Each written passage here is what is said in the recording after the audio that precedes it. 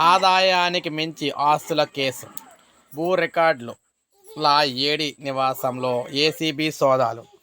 So మనం చూసుకుంటే భూ రికార్డులకు సంబంధించి తెలంగాణలో అక్రమాస్తులకు సంబంధించి ఆదాయానికి మించి ఆస్తులు అక్రమాస్తుల కేసులో రంగారెడ్డి జిల్లా భూ రికార్డులకు సంబంధించి సో ఈ విధంగా రంగారెడ్డి జిల్లా భూ రికార్డులు ఏడి శ్రీనివాస్ నివాసులు ఏసీబీ అధికారులు సోదాలు నిర్వహించారు. ఆయన సోదరుడు బంధువులు ఇళ్లలో కూడా తనిఖీలు అయితే చేశారు.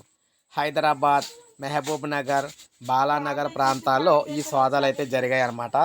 శ్రీనివాస్ భారీగా ఆస్తులు సంపాదించినట్లు అధికారులు అయితే గుర్తించారు. పలు చోట్ల షెల్ కంపెనీలు ఏర్పాటు చేసినట్లు భావిస్తూ ఉన్నారు. ఆయనకు మహబూబ్ నగర్లో రైస్ మిల్లు ఉన్నట్లు కూడా గుర్తించడం అయితే జరిగిందనమాట.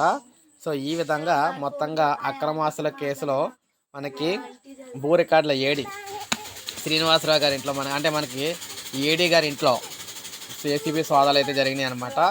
భారీగా డబ్బులు అయితే పట్టుకోవడం అయితే జరిగింది. సో ఇది మనకి అప్డేట్. ఒక లైక్ చేయండి, సబ్స్క్రైబ్ చేసుకోండి, మన ఛానల్ సబ్స్క్రైబ్ చేసుకోండి.